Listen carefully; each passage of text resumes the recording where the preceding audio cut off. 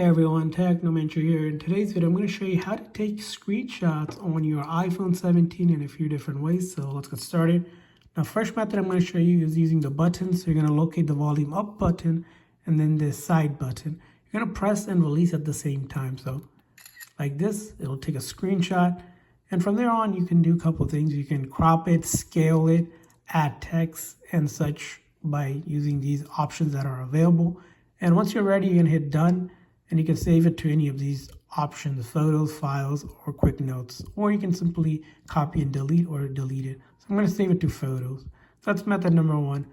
Method number two you can also do is in your setting, if you have Apple Intelligence and Siri and Talk to Siri is enabled, either of the first two options, you can get Siri to take a screenshot. For example, hey Siri, take a screenshot.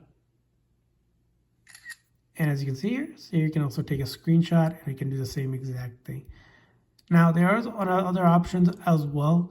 Another option might be in your settings, you're going to search for something known as back tap, which basically with a double or triple back tap on the back glass, you can go. And then I'm going to click on either double tap or back tap.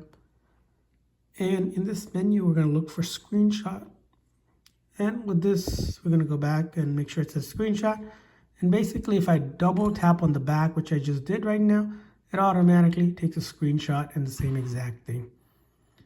Now, there's also another way you can also do it. In your, starting from your main settings here, your accessibility, touch, and then assistive touch.